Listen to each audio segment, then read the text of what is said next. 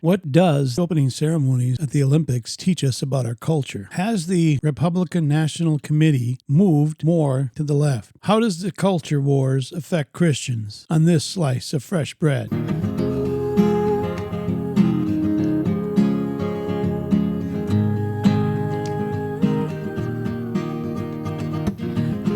Welcome to Fresh Bread, a podcast ministry of Grace Bible Church, Gainesville, with Pastor Brandon and Pastor Keith.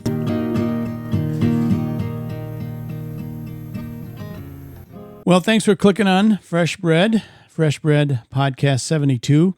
Fresh Bread, where we bring the truth of God's Word to a starving world and looking at how the worldview and the biblical worldview are colliding. That's kind of our new theme, our new motto, because we do a lot of politics.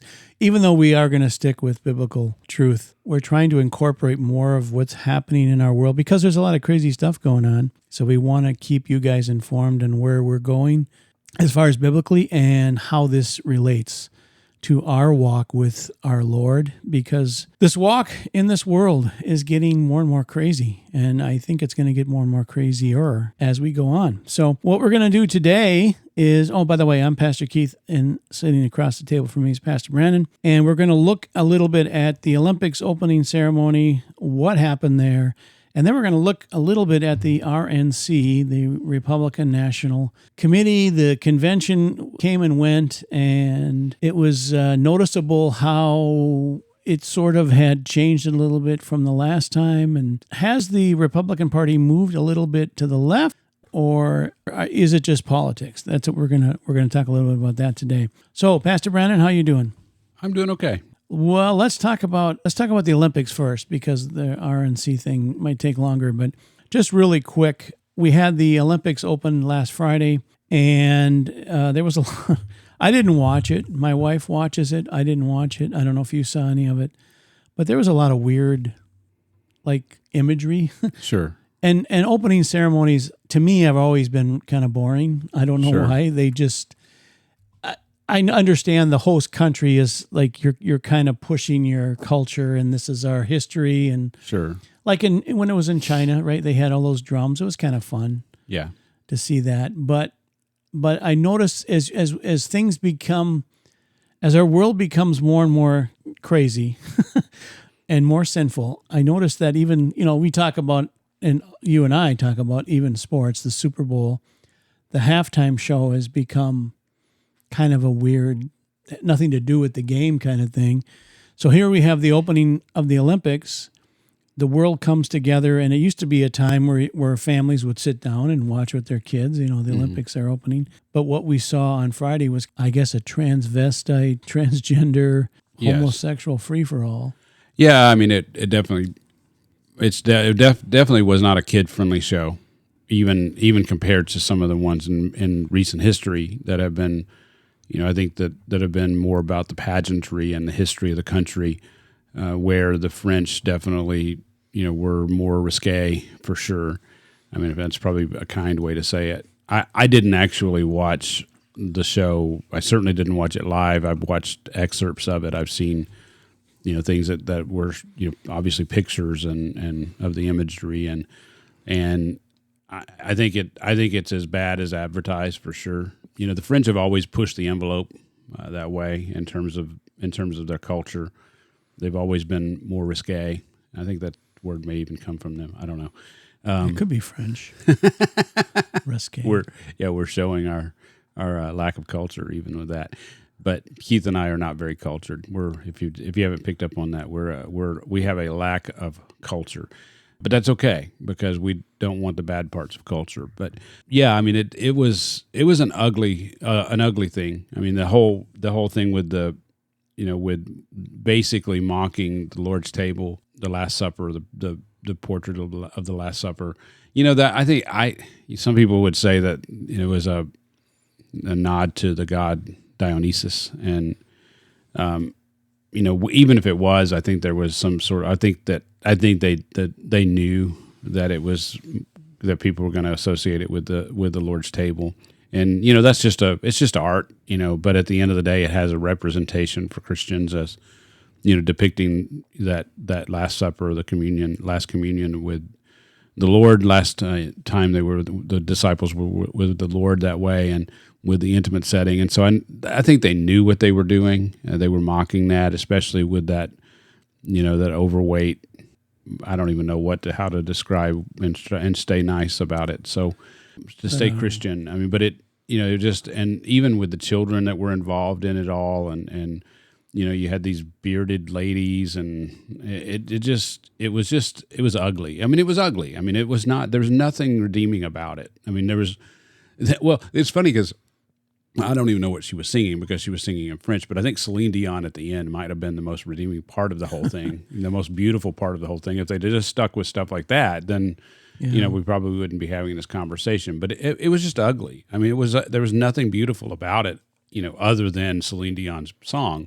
But that I saw, there was nothing that I would say, yeah, that shows that, our culture, there's a beauty to our culture. And, and I think that's a departure and from, what has been done in the past and hopefully what gets done in the future, but who knows, with the direction our world is going. But it definitely showed the French are certainly on the forefront of the demise of Western culture, is how I would describe it. Okay. Like they're pushing the envelope in that direction. So was the naked Smurf guy, was that Dionysus? I guess so. I didn't dive. I thought it was a Smurf. Yeah, I guess it could have been a Smurf, but Shows how cultured I am. Yeah. So it was ugly. I mean, it was ugly. I mean, I think ugly is the right word for that. I mean, it was just weird. Yeah, there was nothing. What does that have nothing to do with sports? There's nothing redeeming. Well, I don't know that the Olympic, like that opening ceremony, necessarily needs to have something to do with sports.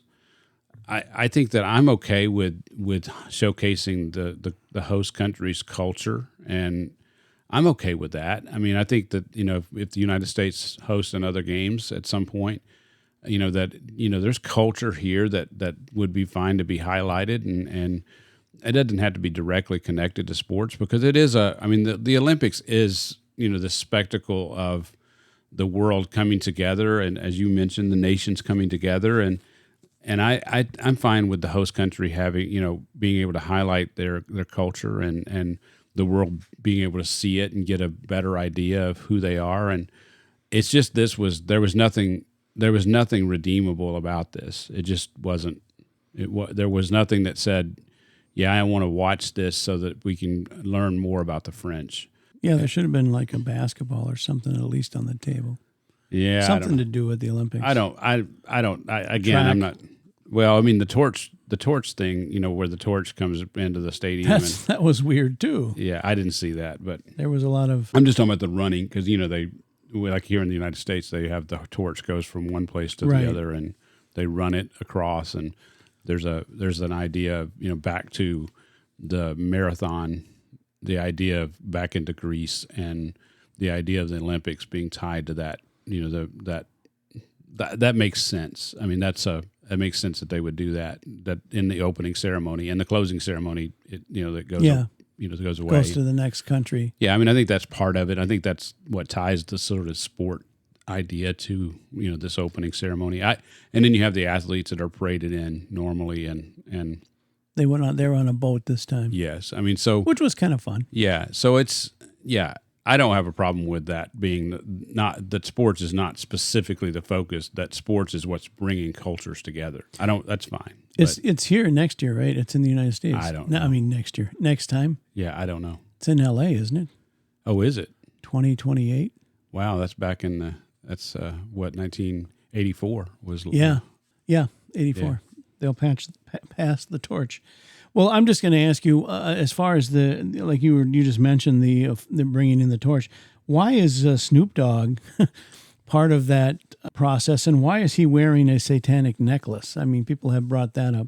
He's wearing a satanic necklace, and it's odd that he's even there because remember, I don't know if you remember this, but remember that weird video, that hit music video he had? It was about 4 or 5 years ago where he shot Donald Trump in the head. Yeah, I do kind of remember that. That was so weird. Like, why is he even there? I don't know.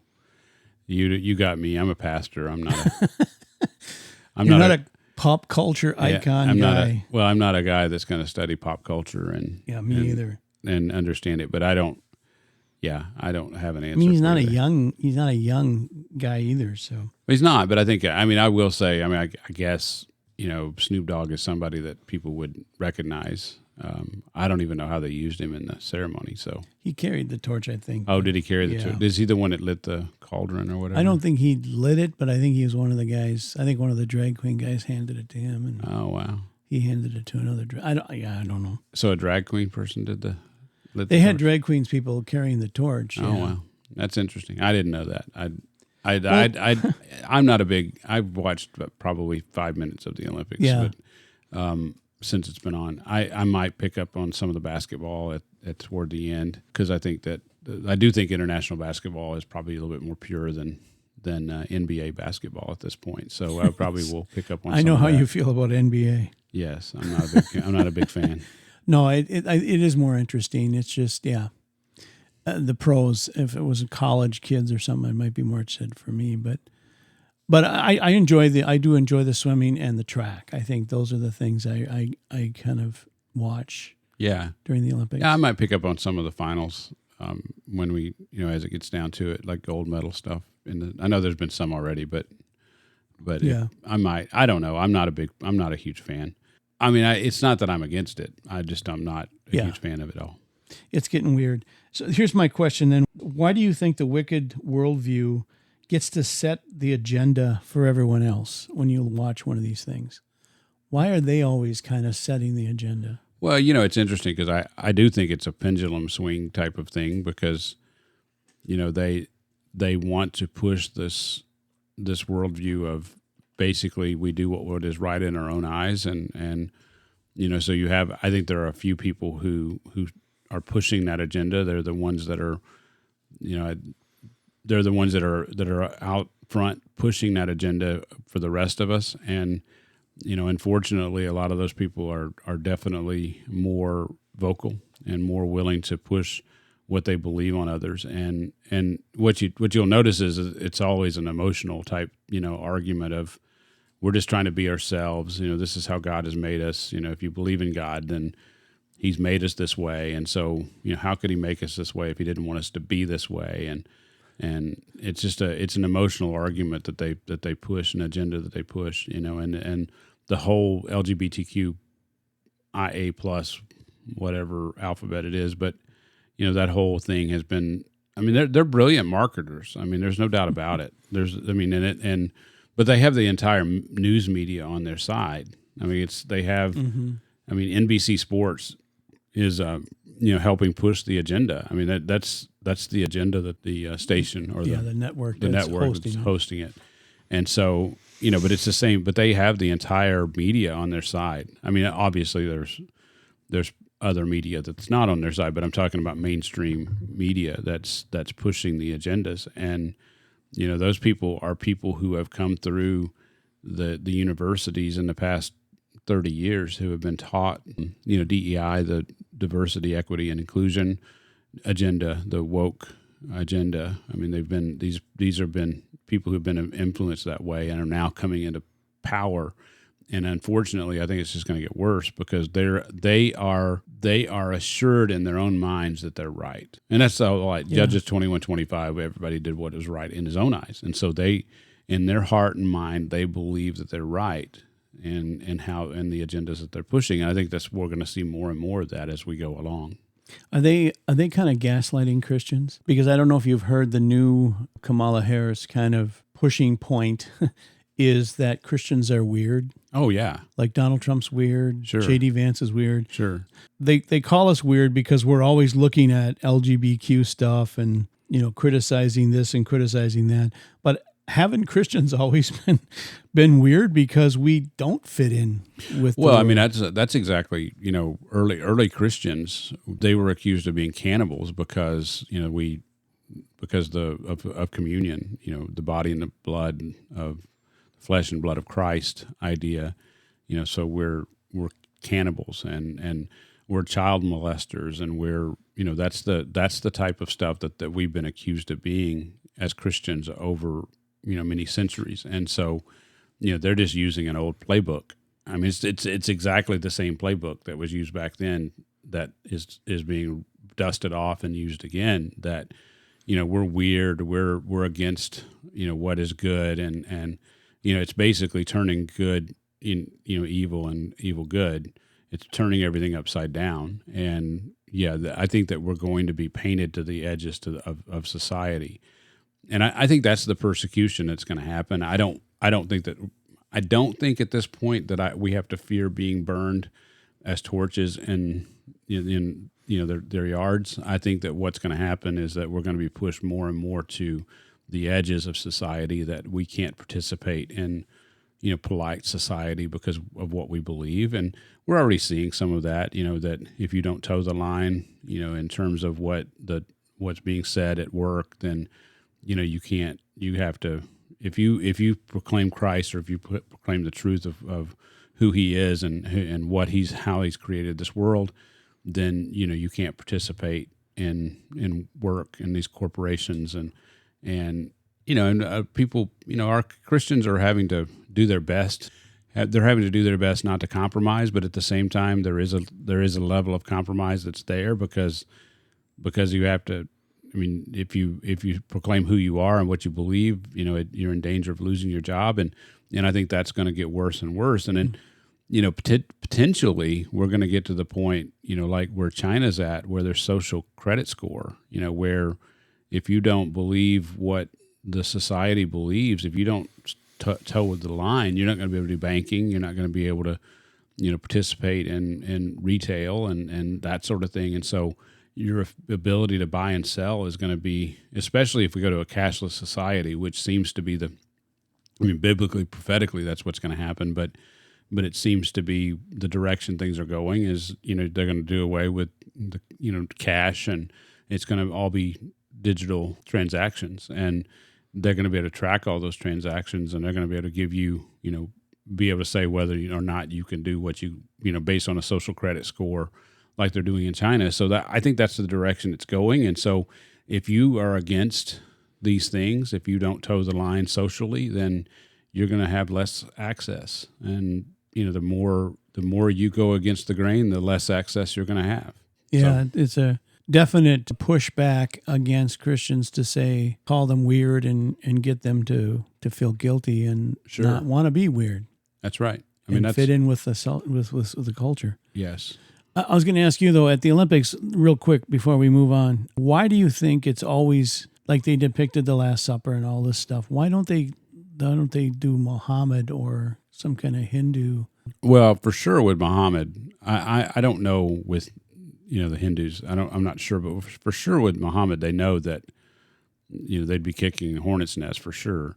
And I don't why they're willing to.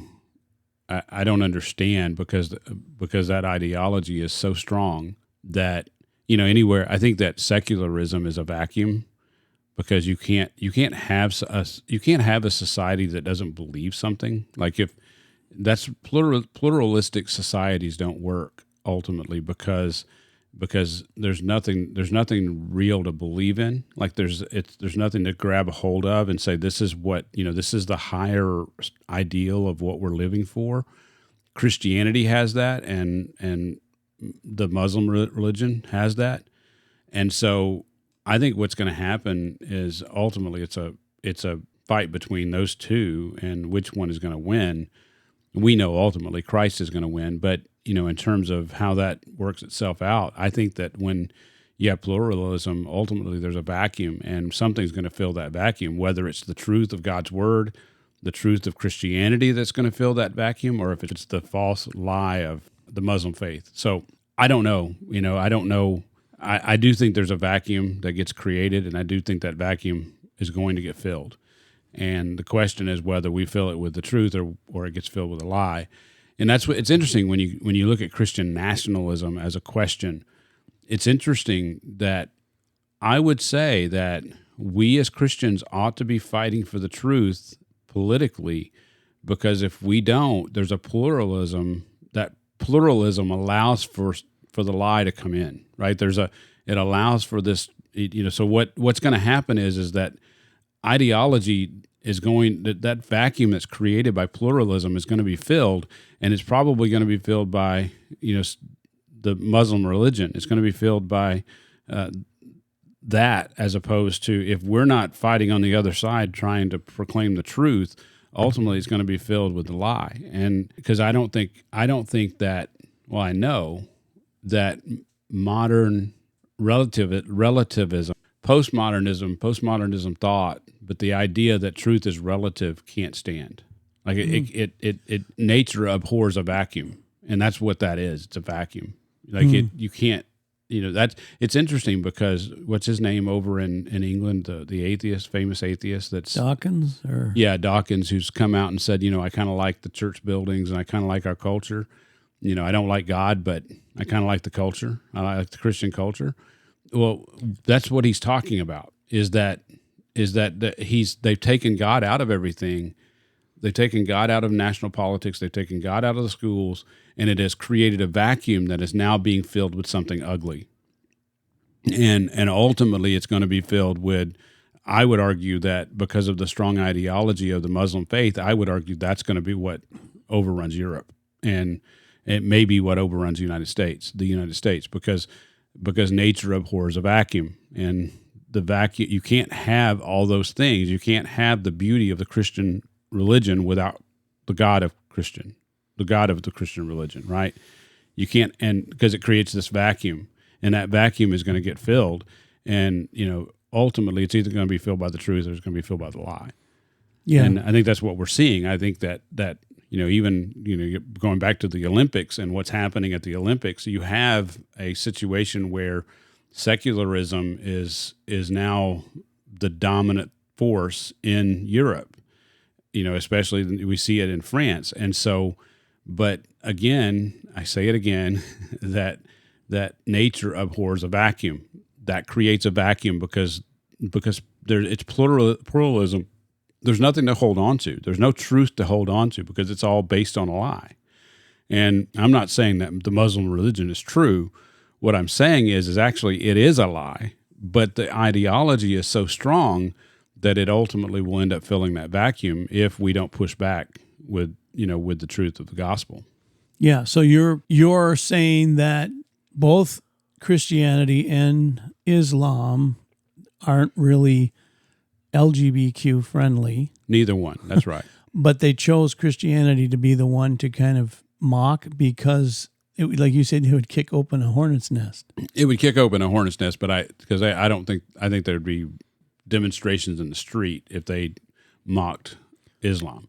And so, but what I'm saying is ultimately it really is a fight between Christianity and Islam. One or the other is going to like proliferate, right? It's either going to be Islam or it's going to be Christianity.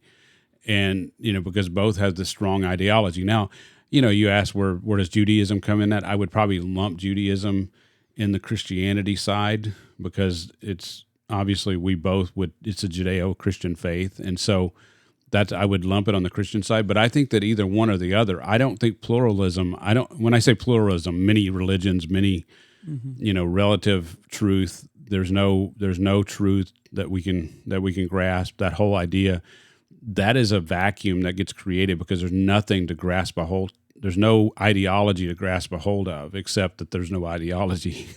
You're grasping a hold of the fact that your ideology is the fact that there is no ideology, right? There's nothing except that it's just truth is relative. Truth is not something that you can fully grasp, and it's unknowable, and there is no God.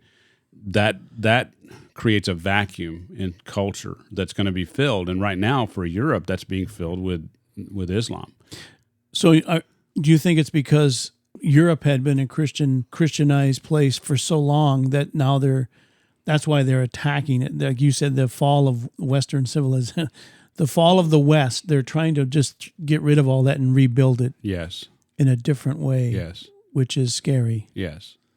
I shouldn't say scary, but weird. Well, ultimately we know that God wins. And it's interesting because as pre-mill guys, and I think all mills would probably agree with us on this, that it's not that we lose down here in the sense of it's a loser mentality. I don't have a loser mentality. I think that we, have a lot of reason to believe that we, that we are triumphant. We are more than conquerors in Christ. And I don't want to have a loser mentality that Christians lose, but I don't think biblically that we're going to. I do think that Christ is going to come back to a place where Christ is going to come back to a world that has been proliferated by evil, and I think that that's been overrun by evil. I think that that's similar to when Christ even talked about it, that when he returns, will he find faith?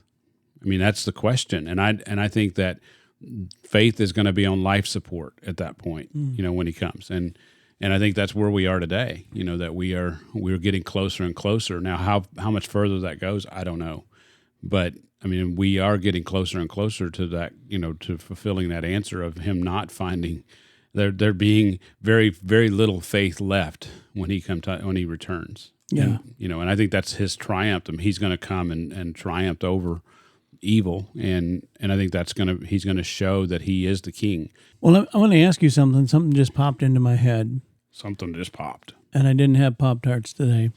But Pop-Tarts are the least nutritious food in the history of the world. So good. They are literally the least nutritious food. But go ahead. Really? Yes. Oh, man. I used to live They are the pure definition of empty calories. I lived on those in college, the little packages. I just open them up and eat them. Strawberry Pop-Tart. Mm-hmm. But I've heard people say this expression, that we need to get going with the building of the kingdom. Mm-hmm. Are we building the kingdom? Or like you and I have talked about this. We see it more as a rescue mission. Yes. Can we make that claim? Are we building God's kingdom, or are we rescuing people out of the wreckage that's coming? Well, we through the gospel. God is the one who's doing the rescuing, but through the gospel, it is more of a rescue mission. He's providing the life preserver, if you will. That as we, the gospel is a life preserver. As we preach the gospel, some people are coming to know him, and ultimately will enter into his kingdom. But I don't see it as building the kingdom. Now, it's interesting because I do think I am warming to, and you've already heard what I said with the whole vacuum discussion, because I am warming to the fact that as Christians, if we don't fight for the truth, even politically, if we don't vote for the truth, if we don't, work hard to put people in place that stand for Christian values, that ultimately the vacuum is going to be filled by something, right? And so as Christians, we're to be salt and light. That's what Christ said, is that we are to be salt and light to a lost generation. And so that's Matthew 5. We've been going through the Sermon on the Mount on Sundays. And so, in order to be salt, salt is a preserving agent. And so we are, the world is there's a certain rot to the world. Like the world is decaying. It's a better word to use. And so as Christians, we're salt preserving that. And so we need to be willing to step out. We need to be willing to speak the truth, and be light in this world, to illumine the truth. Because if we don't, I don't think we're being faithful as Christians in that way. And so there's been this whole thing of whether we should speak out against what happened at the Olympics. Absolutely, we should. If we're not going to speak out, who is? And then should we vote our values in the election? Absolutely, we should. We should be voting Christian values in the election. And so, and if there are Christians who are politicians, we need to, do our best to vote those people in that are going to vote for Christian values. Because if we don't, again, nature abhors a vacuum, meaning that it doesn't. When I say that, what I mean is that nature does not allow a vacuum to exist. It has to be filled. And if we don't fill that vacuum with the truth, something else is going to fill it. And we have to recognize that. And so are we trying to physically build the kingdom like post-millennialists would say? No, I don't think that's what the Bible teaches. But I think that we are to be salt and light in this generation, in our generation, so that God can use us and for his truth, so that we can see people come to know the Lord through the preaching of the gospel. And we need to be cognizant that the decisions that we make in this situation are going to impact the future ability to preach the gospel. So spiritually, you could say we we are kind of building the kingdom because we're spreading the gospel, but actually it is the Holy Spirit that's doing the work. Oh, absolutely. So that was just, I threw in that question. That's a bonus question. That's a bonus question. Because it just popped into my head, because I've heard people say, we need to get about building the kingdom or something like that. And to me, that always sounded, or post-millennial, but it sounded Yes. Arminian, kind Yes. of, that we're the ones that are doing the work. We are spreading the gospel, but again, it's the Holy Spirit using us. Anyway, so that I just threw that in there. Yeah, it's interesting because I do think here's what's interesting is that I do think that it's God's will for the world to be Christianized. Okay. But I don't think, and the reason I say that is because ultimately when Christ returns, he's going to Christianize the world, right? And so even though we know that we're going to lose in the sense of we know the world is going to proceed from bad to worse, that doesn't mean that we still don't fight to see God's will done, right? And so I still think that as the church, as his people, that we ought to be engaged in trying to win the world for Christ. And we ought to be engaged in seeing the beauty of Christianity, seeing the beauty of God's word, seeing that proliferate over the earth. Now that's his will. I mean, I think that's his ultimate will, that ultimately you'll see the world be Christianized. But now what we recognize is that it's our master who's going to do it, right? Mm-hmm. He's ultimately the one going to do it. As those who are premillennial, I think that's what we'll see in the millennial reign, is that he will, make the world, that he will take forth his truth over the whole world. And ultimately the world will be redeemed for his glory. And then he's going to bring in the new heavens, new earth. But I do think that in our age, we can't just sit back and go, well, we don't need to be engaged in this or that or the other. Yeah, we need Christian police officers. We need Christian firemen. We need Christian politicians. We need, Christians running libraries. We need Christians that are, in a medical field. We need Christians who are in the engineering field. We need all those things. And it's we shouldn't have this, even as premillennial Christians who believe that Christ is going to return to a world that is, where faith is going to be at a premium. That doesn't mean that we ought to live that way. Yeah. That we ought to live as losers down here. When post-millennials throw that at me, I'm going, wait a minute. I don't think that we need to live as losers here. I don't think so. But I do realize that the main objective is preaching the gospel. Mm-hmm. In this. That's the main objective. Not to build Christian, nations or Christian. That's not my main objective. My main objective is to fight for those things so that the gospel can be preached. Hopefully we reach, politicians with the gospel and they vote for Christian values. I should want my children to live in a world that's better than mine, even the world better than what I live in. But even though I realize in God's sovereignty that may not be the case. As we look at the world, moving to the left, mm-hmm. as we get into the RNC, the Republican National Committee, the convention just happened.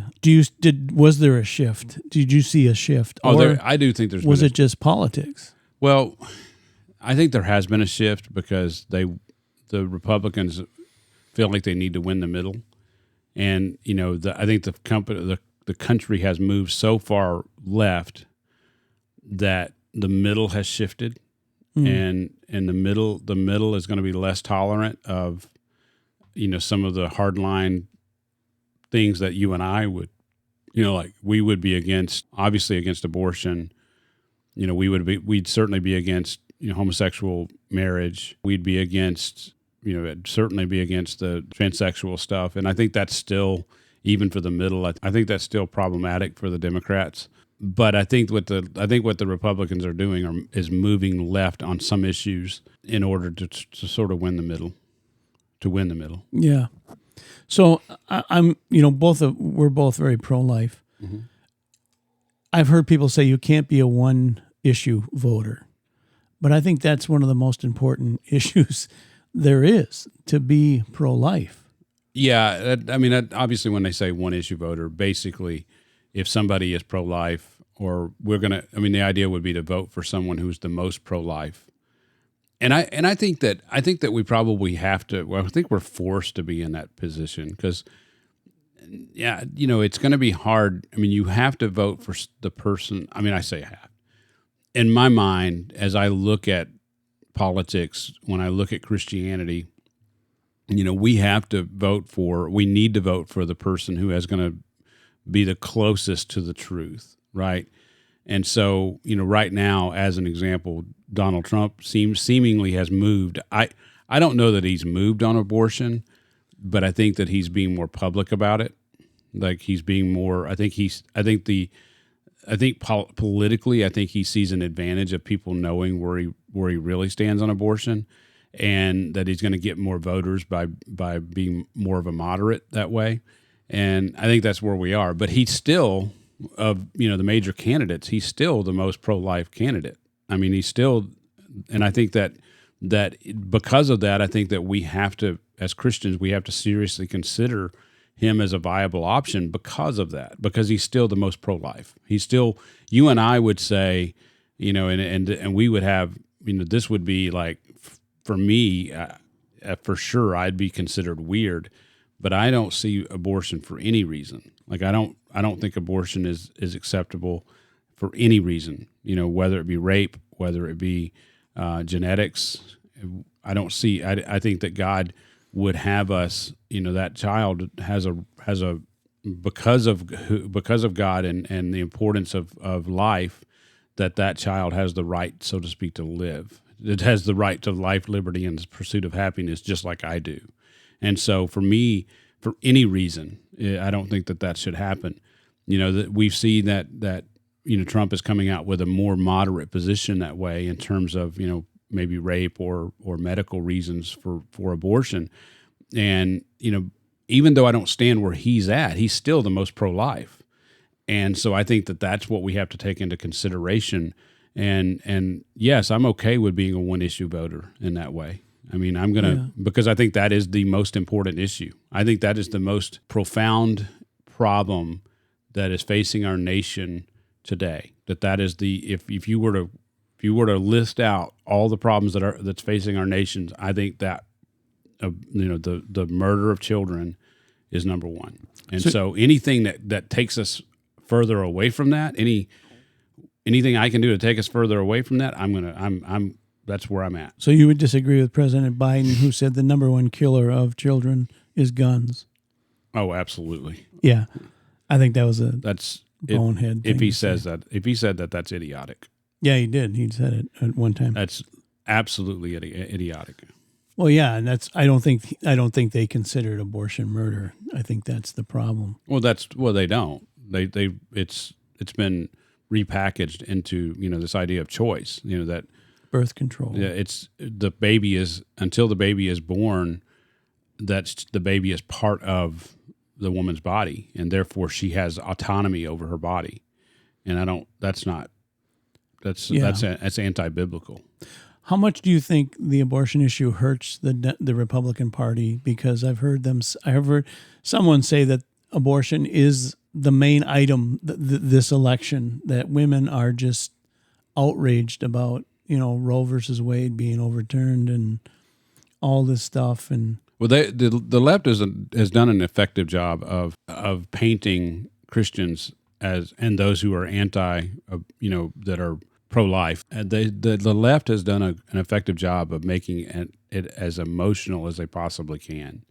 It's the whole idea that if you don't allow abortions, then they're going to be having back alley abortions, and they're going to be with coat hangers. I don't know. I think personally, I think the answer is education, like to educate people that life actually matters, that baby's life is important, and not to ostracize women. Yes, I mean the church would say obviously adultery and fornication is sinful, but the church, I mean, that doesn't mean that we should ostracize the child, right?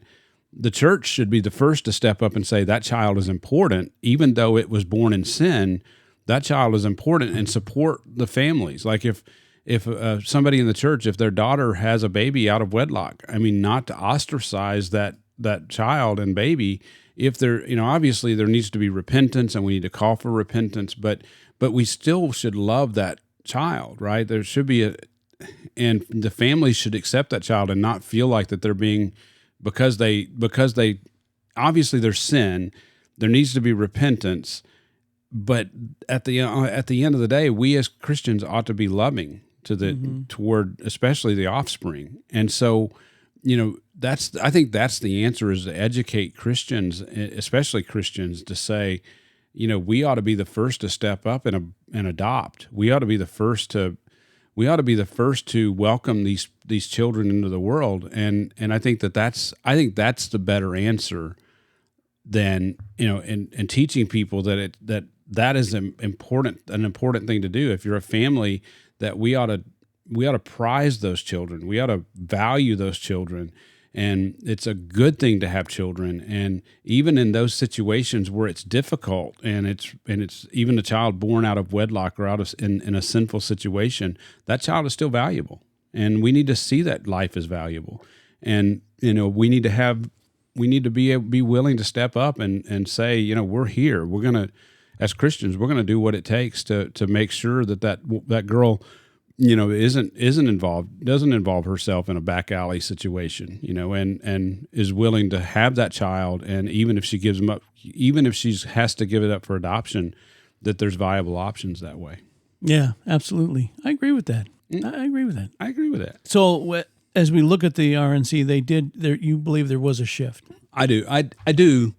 I will say, obviously, if you look at the RNC platform. I was going to say, I gave you a copy of their platform. There's 20 items in the 2024, and what's missing? Yeah, that abortion. Nothing about abortion or pro-life. Yeah, they've actually pushed that, and what Trump is saying is that he's pushing it to the state, and that's where he thinks it should be. And I can't say that I disagree that that at the state level that basically it pushes the fight to the state level, and that we as Christians ought to be fighting.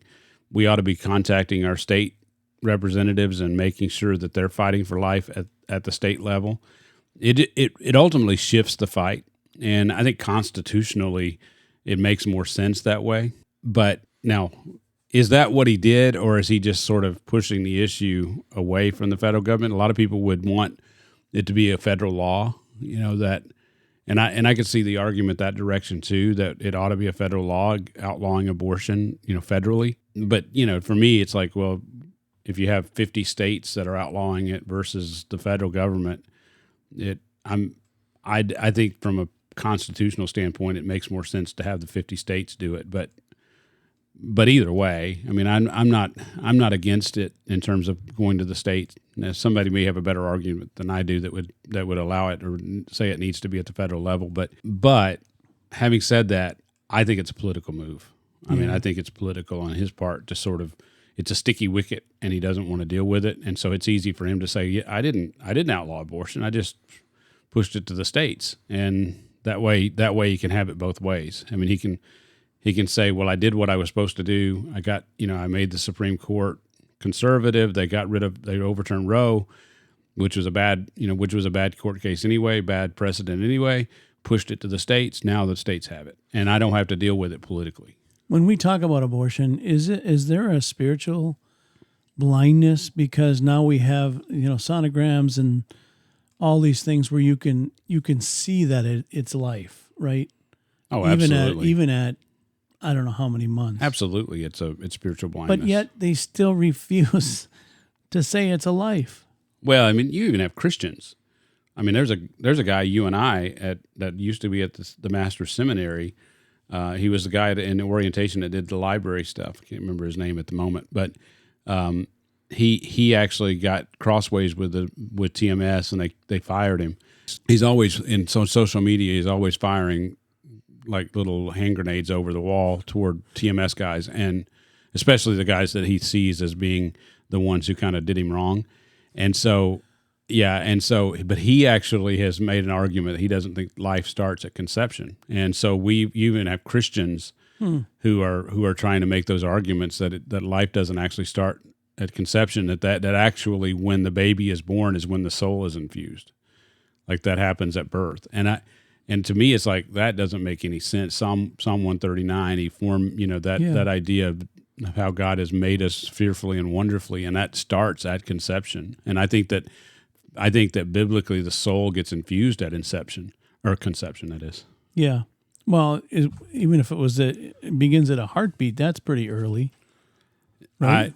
I think it begins. I think life begins when there's conception. I agree with you. When the sperm fertilizes the egg. But absolutely. Biblically, I think that's the only way you can go. I do too. You look through the platform. That seal the border, stop the migrant invasion is the top one. It's interesting that that's the top one because that seems to be the most politically charged outside of abortion. But yeah, I mean that one's politically charged. I do think that there needs to be a immigration policy that's fair.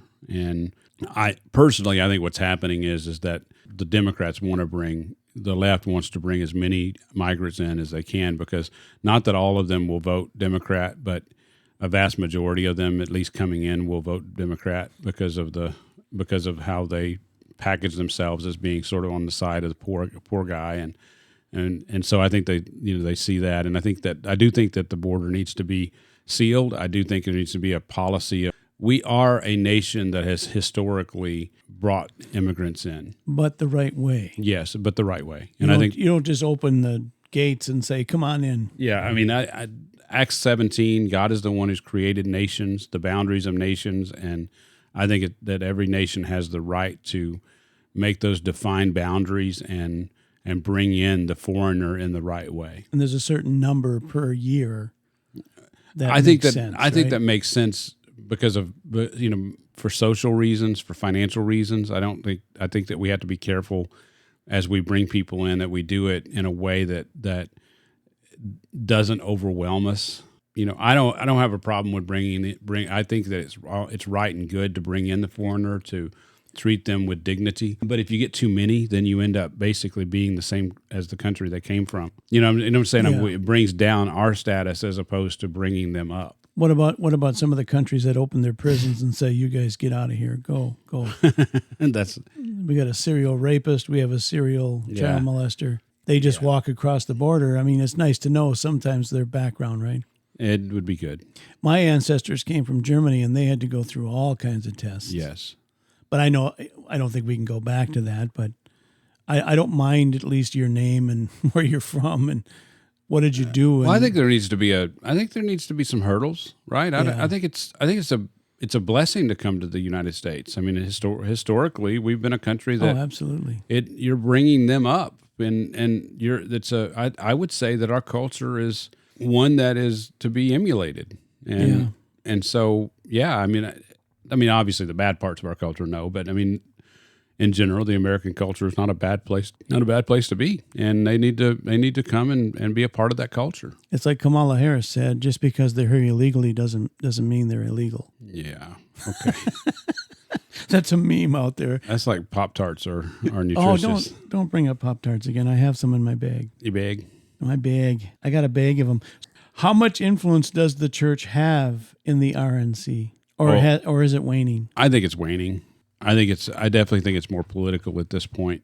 I think that we're more of a secular nation at this point. We're not where France is at. We're not where even England is at this point, Great Britain. But I think that we're more secularized at this point. And I think that what we see in this RNC platform is a reflection of that secularization of our society. That it's more about being an American. Like it's more about patriotism in that sense. And I think that's why the RNC platform is kind of scary to certain people, or to a lot of people, because the ideology behind it is more, America first. Now I'm all about America first in the sense of, that in terms of our culture, in terms of protecting our culture and that sort of thing. But behind that needs to be the backbone of Christianity, the backbone of the truth of God's word. And we're losing or have lost that. And so now it's more rah-rah America first, as opposed to we are actually the country that is proliferating the truth of who God is and the fact that we have a creator and, that we want to live in a way that's pleasing to him. And so there's less of that and more of the patriotism idea. And it's we see it. I mean, it's interesting. We talk about politics, and I'm thankful we have the podcast so we can talk about this kind of stuff more. But you see it in pulpits where it's more, they preach more patriotism than they're preaching the gospel, and that's wrong. It's not good. Yeah. So, how much do you think we both kind of remember the moral majority back in the 80s and 90s? Yes. That was a big movement, and the religious right has kind of been around. It kind of got Trump elected in 2016. Yes. But you said that's waning, and I've noticed that it seems like a lot of the religious right have moved to the Democratic Party. There are some churches that are supporting that. And what I'd like to do is do another podcast after the DNC, and we'll kind of compare the two different platforms. Yeah, that would be fantastic. And see where we're going. And then I think we're even going to do one in November, maybe not November, maybe October, of the election and what we should do or as Christians. Mm-hmm. That would be good too. So there's a lot going on. There's so much going on in the world. That's why we try not to do politics every time we do a Fresh Bread, but there's so much going on. Well, we definitely don't want to do. We've said it many times. We don't want our main focus to be politics, but I think for the next 60 days, it's going to be hard to stay away from it because there's so much, like you say, there's so much going on.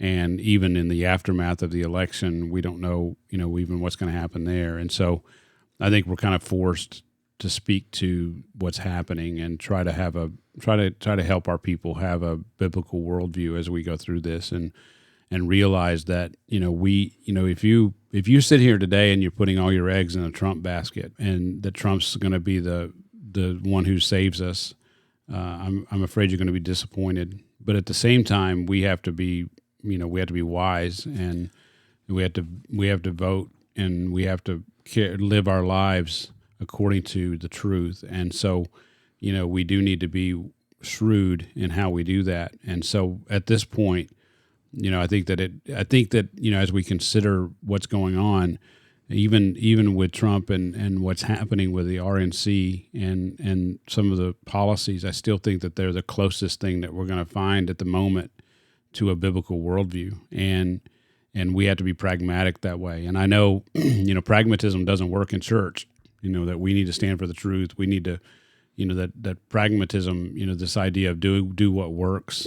Kind of idea that, what draws the most people in. That's what we do. That was certainly an idea that has been an idea in the recent past in terms of church. And we're not pragmatists in that way, but politically, I think even though there are problems with, the Republican Party and even though they, it's easy to see the drift, I think we have to still be pragmatist when it comes to, our civic life and vote, based on what is the best, the best fit, if you will.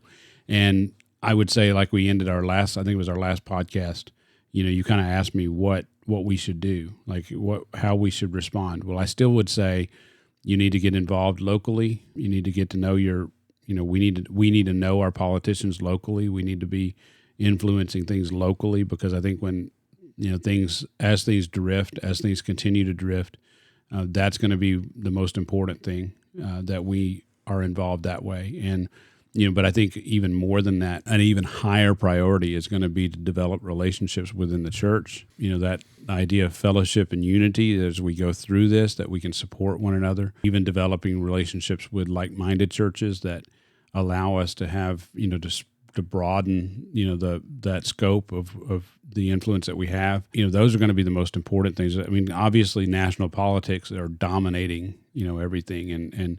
But I don't think that that's going to be the ultimate answer for us as Christians, going forward. I think the answer is going to be to have influence at the local level and continue to live at the local level. So. Yeah, it's like I've heard John MacArthur say, we're pretty much just rearranging the chairs on the Titanic right now. We're just, even politics. Yes. We're going down. But one quick final question. will Donald Trump and Kamala Harris be on the ballot in November? Are they both going to be around? Well, looking at it right now, it seems like that's going to be the case. I don't have any reason. This is August 1st, right? Yeah, I don't have any reason to believe at this point that it won't be Trump versus Harris. Okay. Basically leaning toward, I was trying to warn people that Harris is going to be a more formidable opponent than we might think. And I even to the point of saying that she could very well be voted in over Trump. And I still believe that. At this point, I think that Trump still has an advantage. I think that she's a flawed candidate. And so a very flawed candidate, but I don't know when you look at the Democrat side, when you look at that, the left and where they're at, I mean, she's definitely creating a lot more excitement than Biden did. And so I know, you're shaking I think a your lot head. of that's fake. I think it's media driven. But the problem is the media is reality for a lot of people. That's true. That's the issue, is that there's a lot of people who haven't come to the realization that the media is not telling you the truth and is willing to lie in order to frame a narrative. And so I think we just need to be aware as Christians that there is a very real possibility that they could end up with winning this election as, Harris over Trump. And I don't want that to happen. I mean, I think that Trump, when I look at Harris and I look at Trump, I think that Trump is going to be the best choice for Christians, even though obviously not a perfect candidate, even though there's a lot of things about him I wish were different. I think he's the best choice for Christians. He's not a savior, that's for sure. No. Right? And I think that's where a lot of Christians go wrong. But when I look at the two, I see Harris as being the one who's going to lead us down a road of restricting freedoms, especially freedom of speech, especially around LGBTQIA type situations, or things being said that way, things being said against, the direction we're going as a country that way. I think that's Harris is going to represent that side of things. And I think that Trump is going to represent more freedom that way. But yeah, I will say, I have said, and I'll continue to say, don't count her out. I don't count her as being, she's flawed in my eyes for sure, but there are a lot of people who are on the Harris train at this point. And, they're going to do everything they can. They're going to pull out all stops. And believe me, I think it's going to be all stops. Anything that they can do, they will do to get her elected.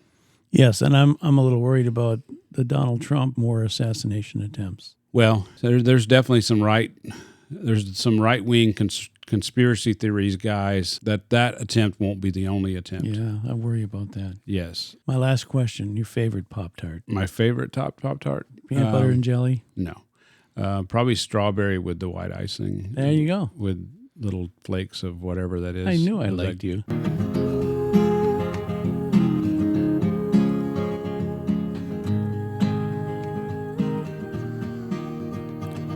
You've been listening to Fresh Bread, a podcast ministry of Grace Bible Church Gainesville. For more information, go to gracegainesville.org. And thanks for listening.